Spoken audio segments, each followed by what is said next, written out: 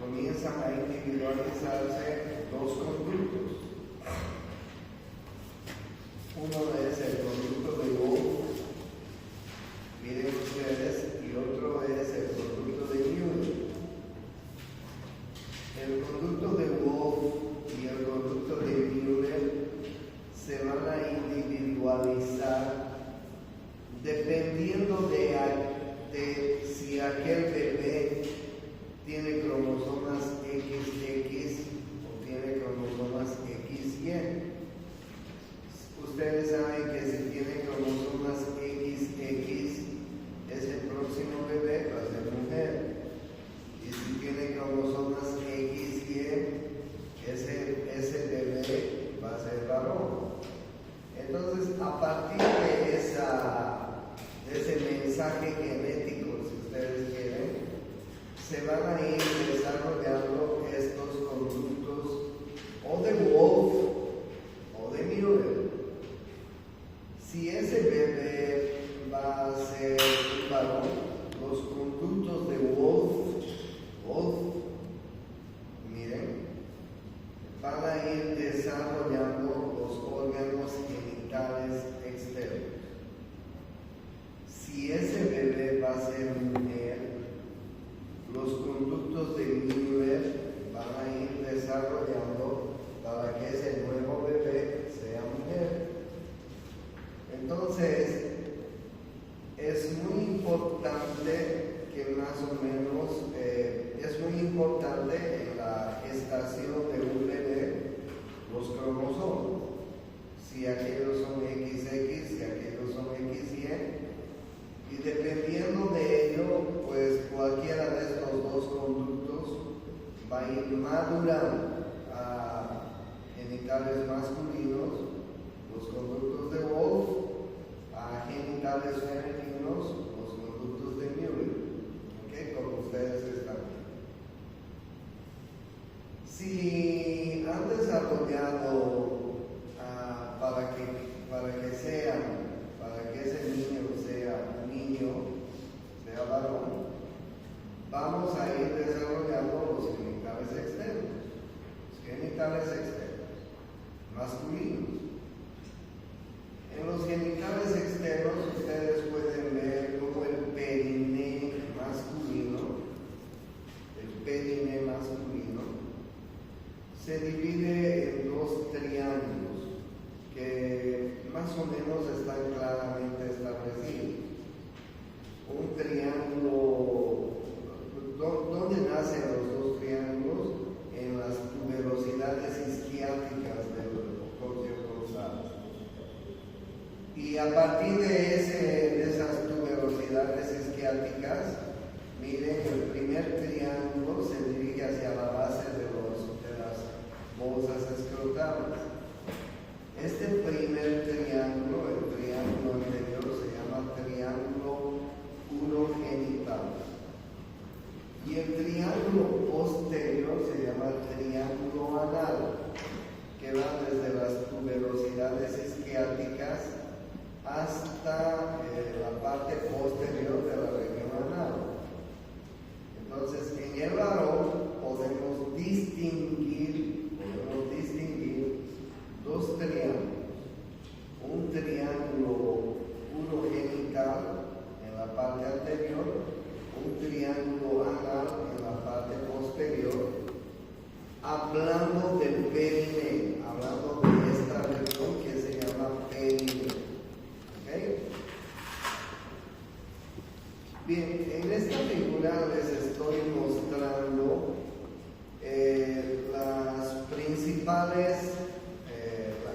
los principales músculos que conforman la raíz de un órgano genital masculino. El órgano genital masculino, como ustedes ven, tiene la parte penular, la parte peneana, y tiene la raíz, la que ustedes están viendo en esta figura. La raíz es muy importante porque hay en realidad tres músculos que están siendo la base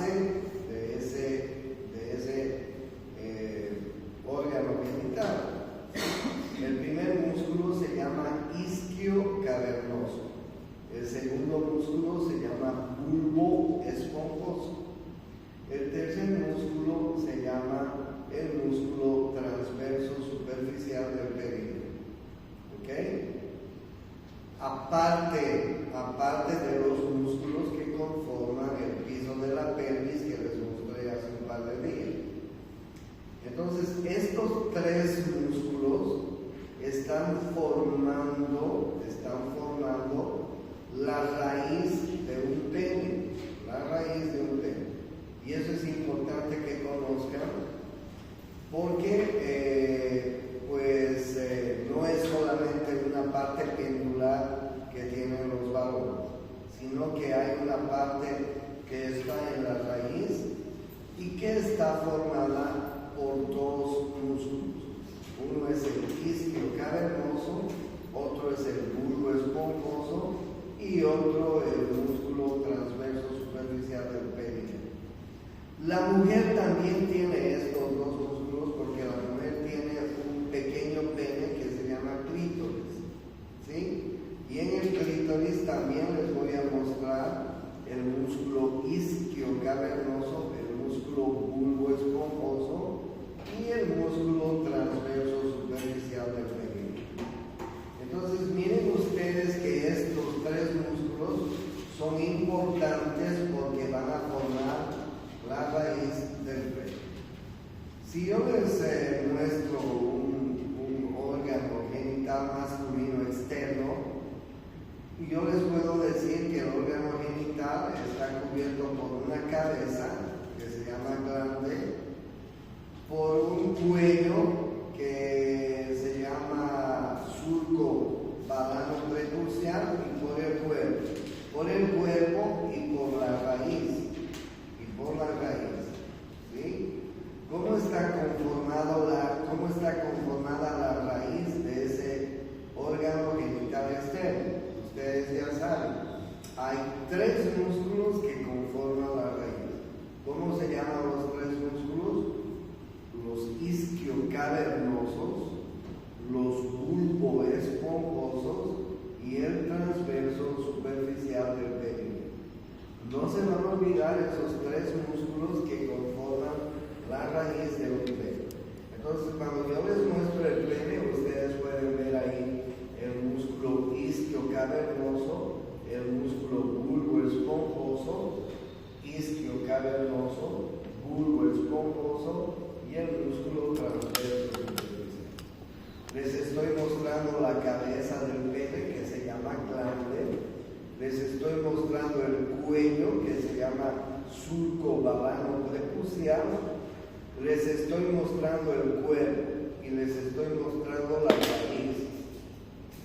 La raíz tiene tres músculos. ¿Cómo se llaman esos músculos? Isquiocavernoso, bulbo esponjoso y transverso superficial del perineo. ¿Ok? Bueno, miren además de la cabeza del pene, el cuello, el surco balano prepucial y el cuerpo, y luego la raíz. Hay una piel que está recubriendo toda la parte externa del pene, y debajo de esa piel tenemos una fascia superficial, y debajo de esa fascia superficial tenemos una fascia profunda que recubre todo el órgano. ¿Ok? Piel, fascia superficial, fascia profunda. En el interior del pene nosotros podemos encontrar los cuerpos cavernosos y el cuerpo esponjoso. Miren ustedes los cuerpos cavernosos. Los cuerpos cavernosos parecen los caños de una escopeta, ¿sí? Y el cuerpo esponjoso se encuentra en la parte inferior. Pero miren ustedes en el cuerpo esponjoso. En el cuerpo esponjoso vamos a encontrar en su interior, atravesando todo el cuerpo esponjoso, la uretra masculina. Ahí ustedes pueden ver la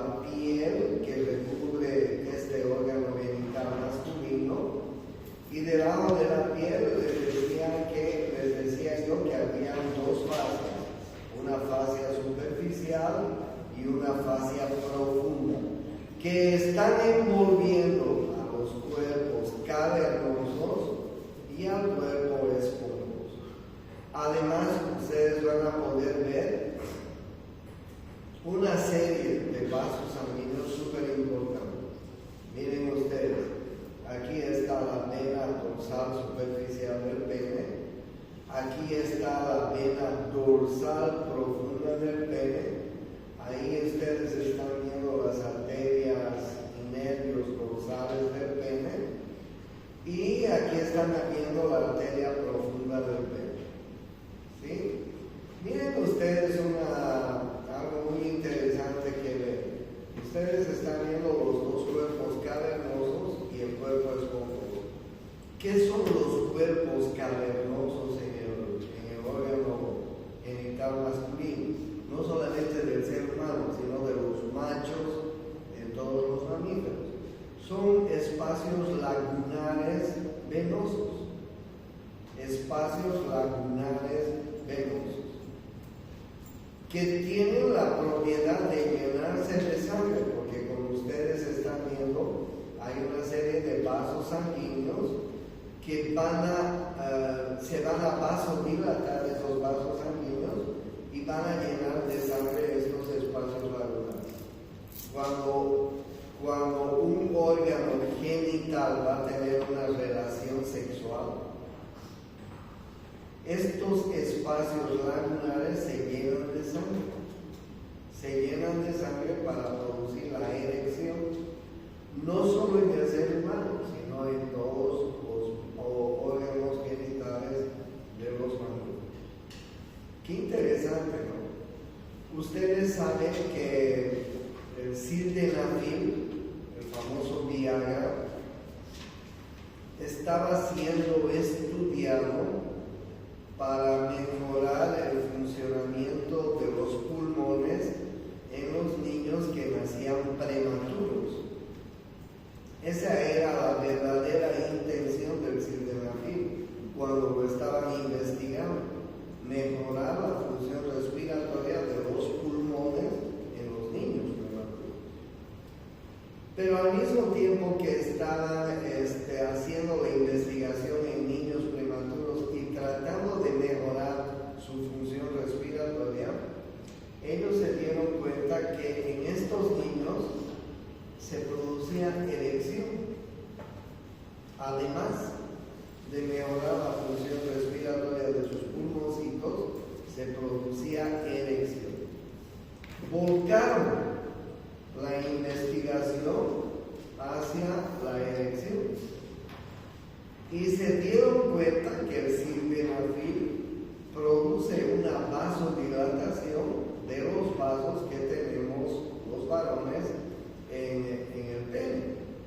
Ahí ustedes están viendo la vena dorsal profunda del pene, ahí ustedes están viendo la arteria profunda del pene, y entonces descubrieron que estos vasos sanguíneos se vasodilatan para producir una erección. Y de esta manera comenzaron a comercializar el sildenafil, ya no en lo que ellos inicialmente investigaron, sino más bien en la disfunción eréctil. Porque les cuento que para su información, en el planeta hay millones de varones que tienen disfunción eréctil, que no pueden tener la posibilidad de una buena erección. Ese es un problema, ¿no? Porque imagínense que una mujer joven se junte con un hombre joven y que el hombre joven tenga disfunción eréctil. ¿Se dan cuenta qué problema? Entonces mejoraron la parte de la erección. Entonces, vuelvo a recalcar, el órgano genital externo en el varón tiene 3 músculos en la raíz que son súper importantes. El primer músculo se llama isquio cavernoso, el segundo músculo se llama bulbo esponjoso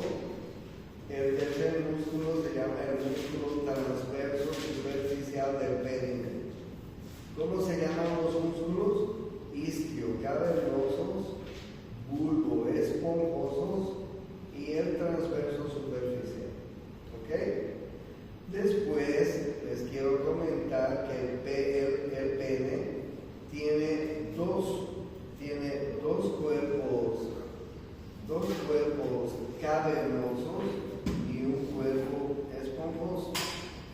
Ustedes pueden ver en este corte que les estoy por mostrar que haciendo un corte transversal de un órgano genital, podemos ver cómo el pene tiene dos cuerpos cavernosos donde vamos a encontrar vasos sanguíneos importantes como la arteria profunda del pene, como la vena dorsal profunda del pene y un cuerpo esponjoso. En el cuerpo esponjoso, en el medio del cuerpo esponjoso, encontramos la uretra.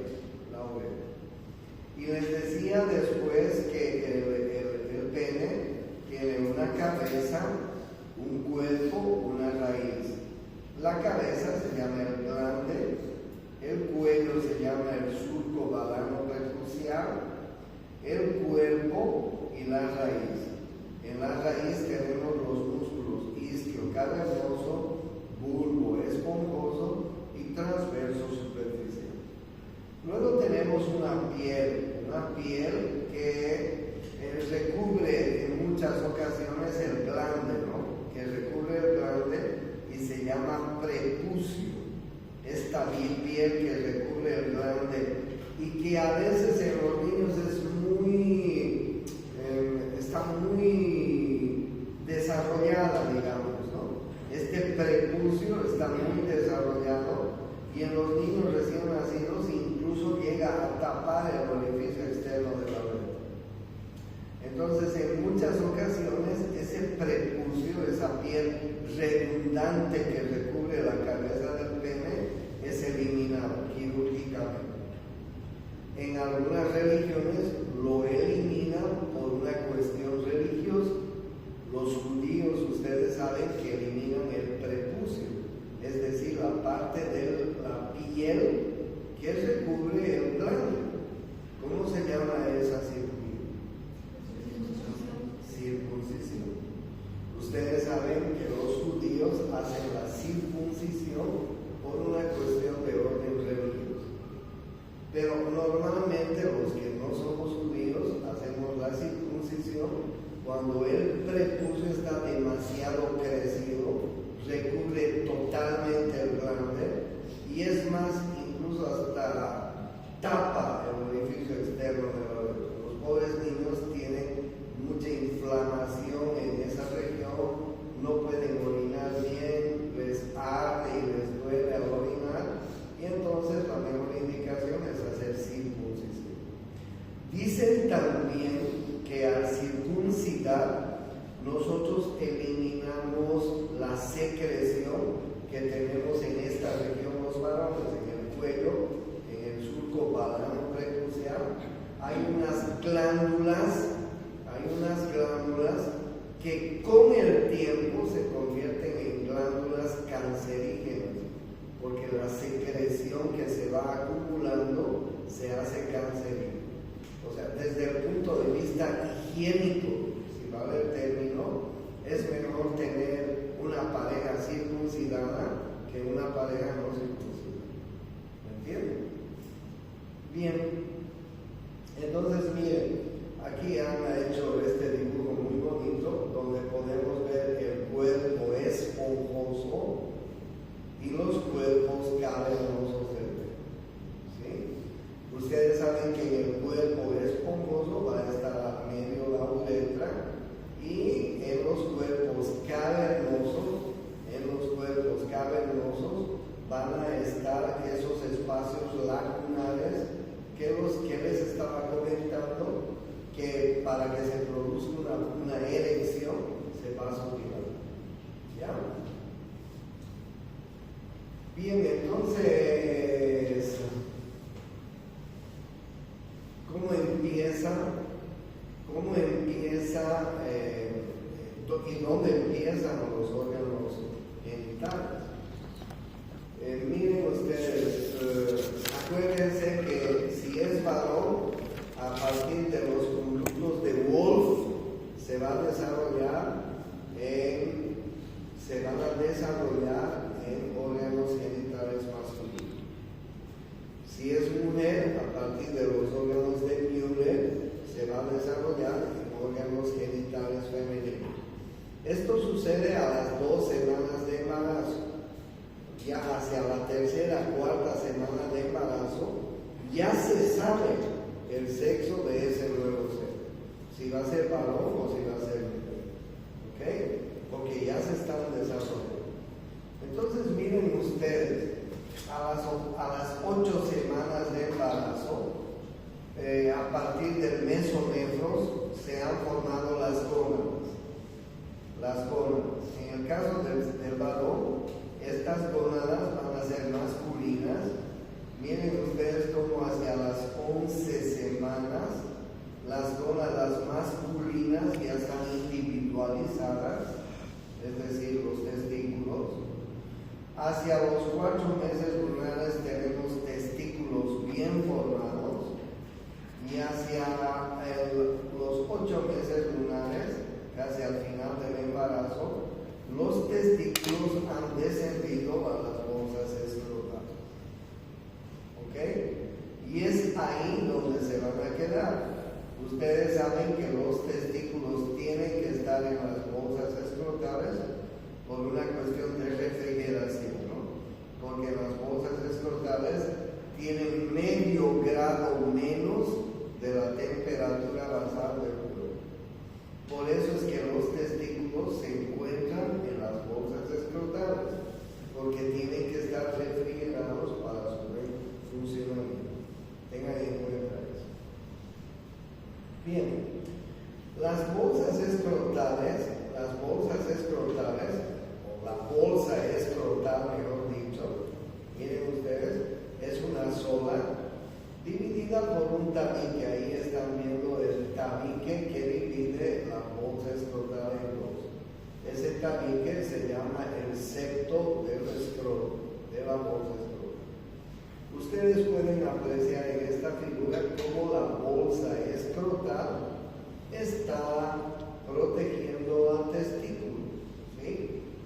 Y ahí ustedes tienen una bolsa escrotal en su interior un testículo. Bueno, pero si les hablo de la bolsa escrotal, miren ustedes cuántas capas tiene una bolsa escrotal. Vamos a ir contando. La primera capa que tiene el escroto, la bolsa escrotal, se llama piel. La piel del escroto, si alguna vez pueden apreciar, los varones sabemos bien, es una piel hiperpigmentada, un poco más oscura en esa región y con muchos pliegues transversos. ¿Okay? No les estoy diciendo a las chicas que exponen por sus cortejos, estoy diciendo cómo. Debajo de la piel tenemos una fascia superficial, la segunda capa. La fascia superficial se llama el ductus. ¿Okay? Esa es la segunda capa. Debajo del ductus tenemos la tercera capa, que se llama la fascia espermática externa. Debajo de la fascia espermática externa tenemos una fascia muscular. Ahí ustedes pueden ver el músculo cremástico. ¿Ok? Entonces, primera, segunda, tercera, cuarta capa del músculo cremástico. La quinta capa está formada por la fascia espermática interna. La sexta capa está formada por la lámina parietal de la túnica vaginal. La séptima capa está formada por la lámina visceral de la túnica vaginal. Y la octava capa está formada por la túnica albuginea, que es la última capa que recubre al testículo. Miren ustedes una bolsa escrotal, cuántas capas tiene, ¿no? Claro, porque el testículo al descender desde la cavidad pélvica hasta la bolsa escrotal, arrastra la mayor parte de las capas del abdomen. Por eso es que cuando el escroto se se ha formado finalmente, el escroto, la bolsa escrotal, tiene tantas capas, ¿no? Para su informe. La primera capa se llama piel, la segunda fascia superficial, o dardos, la tercera fascia espermática externa, la cuarta el músculo cremáster, la quinta fascia espermática interna, la sexta la lámina parietal de la túnica vaginal, la séptima la lámina visceral de la túnica vaginal, la octava la túnica albuginea. ¿Ok? La túnica albuginea es la que envuelve al testículo. Si ustedes tienen alguna vez la posibilidad de ver un testículo diseccionado en el cadáver, en realidad ustedes van a apreciar que el testículo no es de color rosado ni rojo, es de color blanco, medio mate, medio plomizo. ¿Por qué? Porque la capa que está envolviendo al testículo mismo se llama capa albuginea. Albuginea viene de albo. Albo quiere decir blanco. Entonces la capa que está envolviendo al mismo testículo se llama capa albuginea. ¿Okay? Pero no se olviden que la capa albuginea es la última capa de la bolsa escrotal, porque como ya les he contado acá, la bolsa escrotal tiene 8 capas. La última capa que se llama albuginea. Miren ustedes lo que hace la capa albuginea en el testículo. La capa albuginea se divide en varios septos, es decir, en varios lobulillos testiculares. Si yo les muestro cómo está un testículo formado interiormente, miren ustedes a partir de la capa albuginea cómo la capa albuginea ha formado unos septos, y cada uno de estos septos ha formado un lobulillo testicular. Miren ustedes cuántos lobulillos testiculares se forman en el testículo a partir de la capa albuginea. ¿Okay? ¿Qué hay en cada lobulillo testicular? En cada lobulillo testicular nosotros podemos encontrar una tubuladura que se llama los túbulos seminíferos. ¿Ok? Pero algo más interesante, en la base de los tubos seminíferos nosotros vamos a encontrar dos tipos de células. Unas células que se llaman las células de Leydig. Aquí en esta base vamos a encontrar unas células especializadas, unas que se llaman las células de Leydig. Y vamos a encontrar unas segundas células un poco diferentes que se llaman las células de Sertoli. ¿Ok? Las células de Leydig y las células de Sertoli son las que van a madurar los espermatozoos en espermatozoides. Y las otras células van a fabricar la hormona masculina. ¿Cómo se llama la hormona masculina? Testosterona. Entonces, en la base, en toda la base de los túbulos seminíferos, tenemos células de Sertoli y células de Leydig. Las unas van a madurar los espermatozoos en espermatozoides maduros y las otras van a fabricar la hormona masculina, testosterona. ¿Ok? Entonces miren ustedes en cada lobulillo testicular cómo vamos a encontrar los túbulos seminíferos. ¿Ok? En el ilio del testículo, miren ustedes, los túbulos seminíferos se han encontrado y se han entrecruzado. Forman una red que se llama la red testicular, o también llamada red de testis, como ustedes están viendo, ¿no? Aquí está la red testicular o red de testis. ¿Qué es la red testicular. Es el entrecruzamiento de los túbulos seminíferos. No se olviden, túbulos seminíferos en cada lobulillo testicular.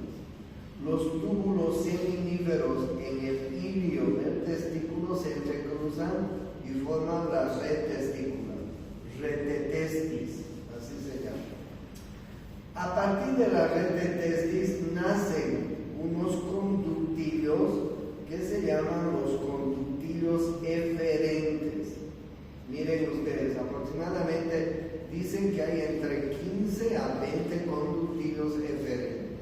Y los conductillos eferentes, miren todos estos, están desembocando en el conducto epididymal. Miren ustedes el epidídimo. El epidídimo es una formación que se encuentra encima del testículo. ¿Ok? Y está formada por cabeza. Esta es la cabeza del epidídimo. Este es el cuerpo del epidídimo. Y esta es la cola del epidídimo. ¿Okay? El epidídimo tiene cabeza, tiene cuerpo y tiene cola. Pero si lo desnudamos, el epidídimo, ¿qué es? No es nada más que un conducto, que se llama el conducto epididymal.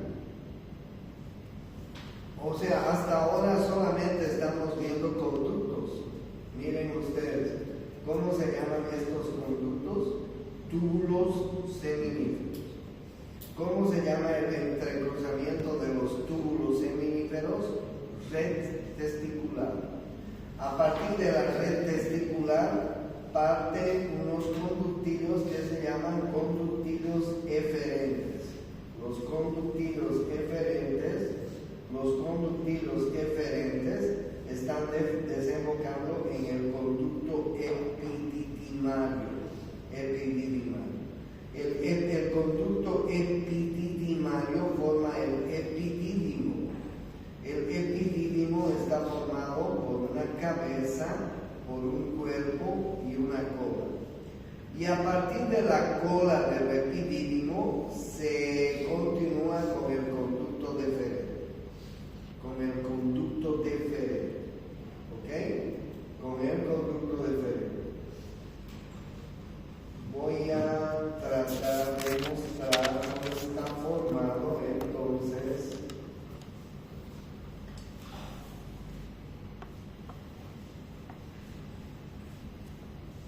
esta figura que vemos. Miren ustedes, entonces hemos visto los testículos, ¿no? Los testículos. En los testículos hemos visto la bolsa escrotal. Hemos visto que la bolsa escrotal que recubre los testículos tiene 8 capas. Hemos visto que la última capa de los testículos se denomina la capa albuginea y que la capa albuginea se septa, es decir, divide en lobulillos testiculares. Hemos visto que en cada lobulillo testicular vamos a encontrar estos túbulos que se llaman los túbulos seminíferos. Hemos visto que los túbulos seminíferos en el hilio se entrecruzan formando la red testicular. Hemos visto que a partir de la red testicular se forman los túbulos o conductos eferentes. Y los conductos eferentes desembocan en el conducto epididymario. El conducto epididymario se continúa con el conducto deferente. ¿Ok? Y si les muestro en la figura, miren el conducto deferente. El conducto deferente es un conducto bastante largo en el varón. Sale del testículo, sale de la bolsa escrotal, se dirige hacia el conducto inguinal, orificio inguinal superficial, orificio inguinal profundo, entra en el conducto inguinal y después de atravesar el conducto inguinal pasa a la cavidad pélvica. en la cavidad pélvica, detrás de la vejiga, el conducto deferente se une a la glándula seminal. Mire, detrás de la vejiga, el conducto deferente se une a la glándula seminal. Ambos forman el conducto eyaculador y el conducto eyaculador desemboca en la uretra prostática. Oigan, ¿se imaginan ustedes ese trayecto que siguen los pobres espermatozoides desde que maduran en la base de estos túbulos seminíferos? Porque yo les he dicho, en la base de los túbulos seminíferos hay dos células, las de Leydig y las de Sertoli, que son las encargadas de madurar los espermatozoos a espermatozoides y además de fabricar la hormona masculina. Y a partir entonces de que estas células de Leydig y Sertoli maduran los espermatozoos en espermatozoides, comienza la migración de los espermatozoides. Tienen que pasar estos túbulos que les estoy mostrando, que se llaman los túbulos seminíferos. Tienen que llegar a la red de testes. Tienen que continuar con los conductillos eferentes. Tienen que seguir por el conducto epididymal. Tienen que continuar por el conducto deferente. Tienen que continuar por el conducto deferente.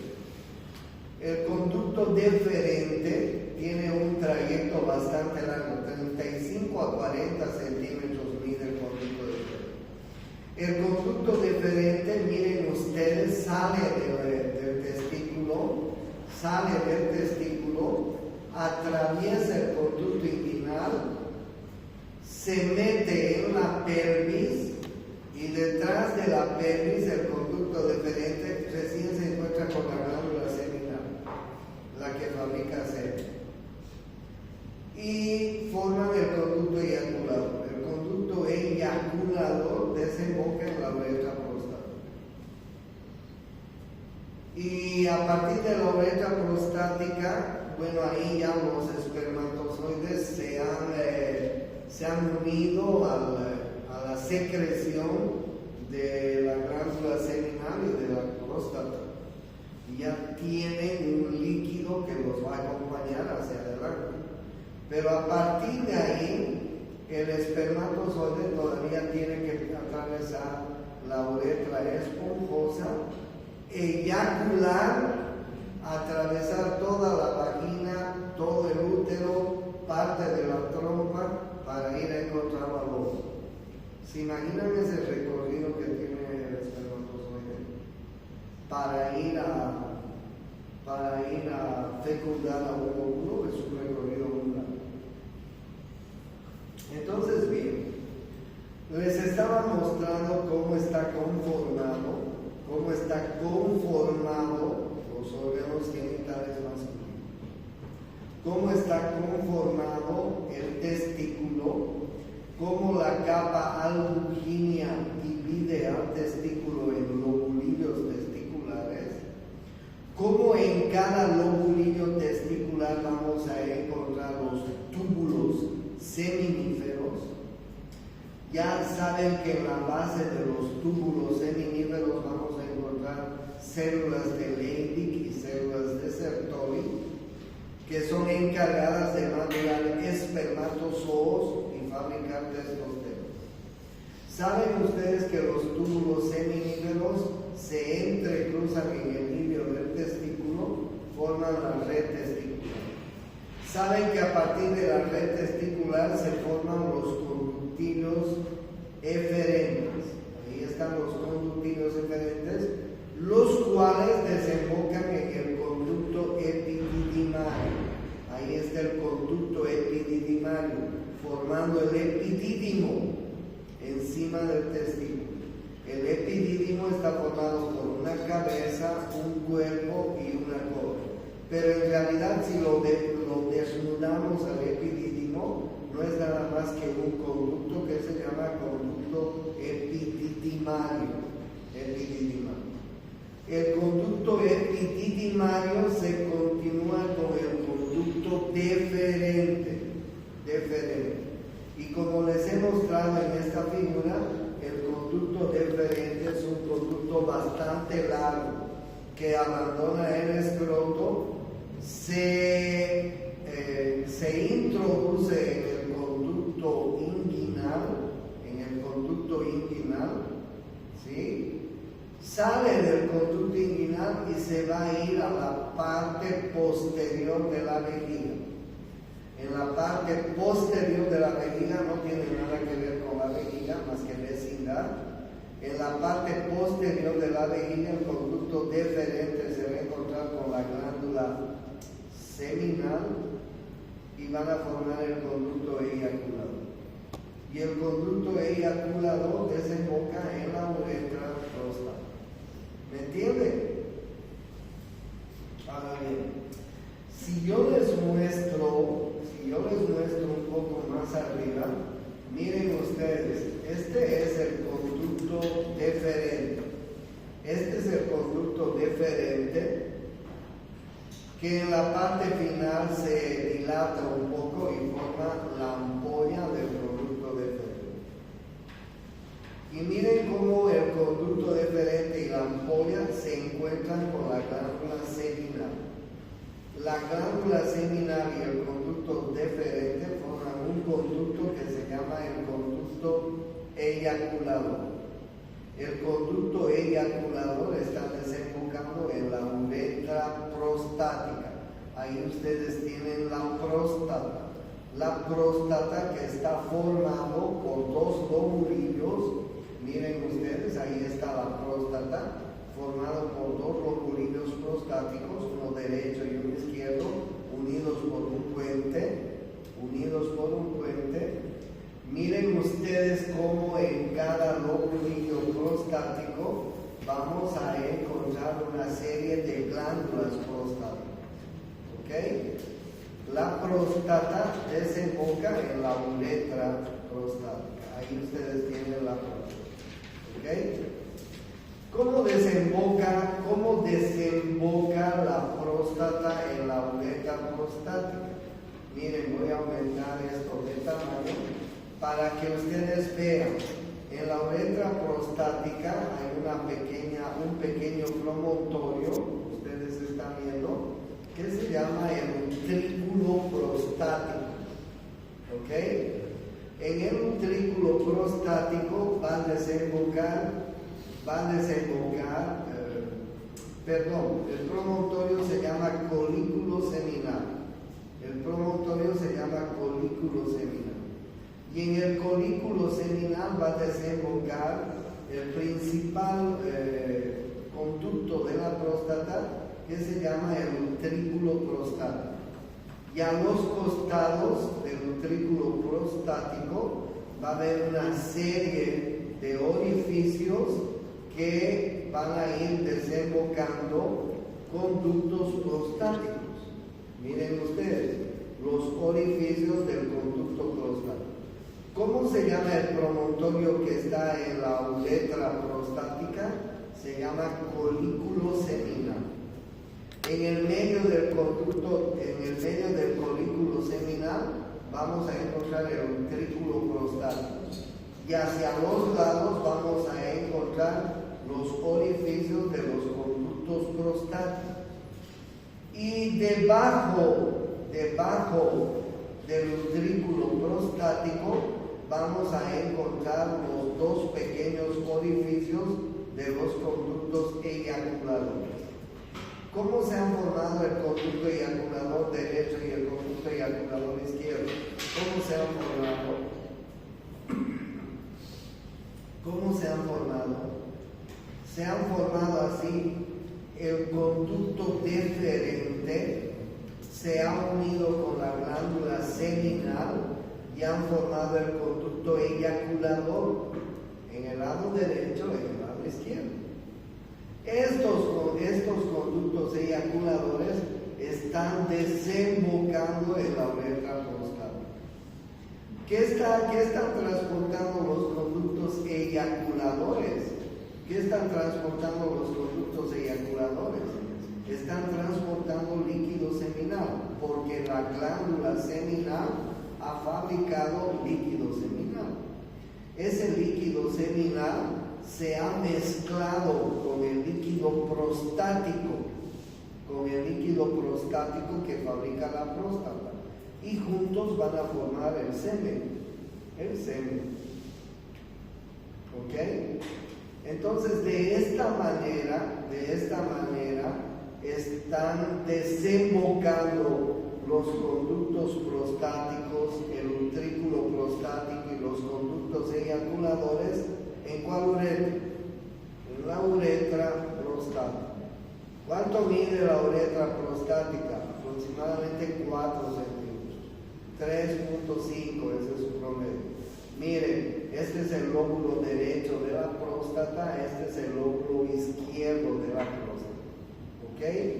Después de la uretra prostático viene la uretra membranosa.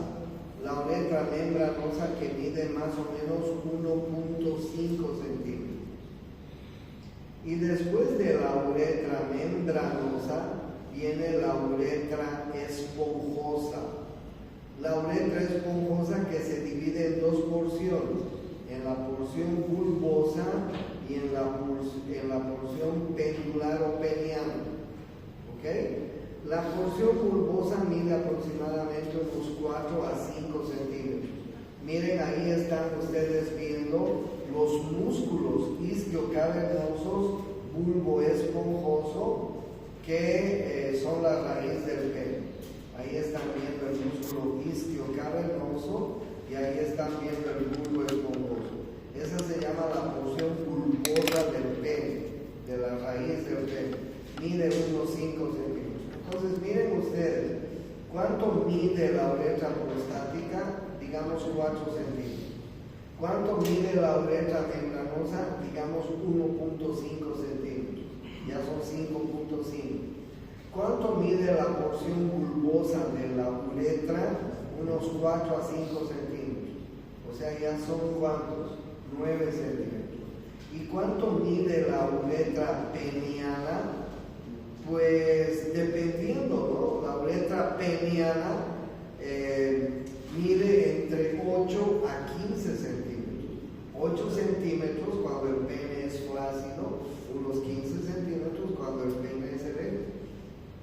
O sea, miren qué largo se hace la uretra. Miren qué larga se hace. Entonces, de esta manera está formado los órganos genitales. No se olviden que a nivel de la uretra membranosa hay otras pequeñas glándulas que se llaman las glándulas bulbouretrales o más conocidas como glándulas de Cooper. Miren cómo las glándulas bulbouretrales desembocan en la parte inicial de la porción bulbosa del pene. ¿Cuál es la función de las glándulas bulbouretrales? Lubricar la uretra pendular, la uretra peniana, antes de una relación sexual. Lubrica toda la uretra en el varón, la uretra peniana, o en el mamífero también en los machos, antes de una relación sexual. Esa es la función de las glándulas bulbouretrales. ¿Okay? Es interesante porque las glándulas seminales más el líquido prostático van a fabricar el semen. Pero ¿qué característica tiene el semen en el varón cuando eyacula? Ese semen, además de ser pues de un aspecto lechoso de color blanco, tiene una gran cantidad de fructuosa. Es un azúcar que va a servir a los espermatozoides de carga energética. Los espermatozoides necesitan energía para entrar a la vagina, subir todo el útero y pasar a la trompa. Entonces, una de las características del líquido seminal es que tiene una gran carga de fructosa. Y la otra gran característica es que tienen un pH ácido. Para poder atravesar la vagina en la mujer, no se olviden que la vagina en la mujer es muy ácida, tiene 6.4 de acidez. Si el espermatozoide no tuviera un pH ácido, se moriría la vagina,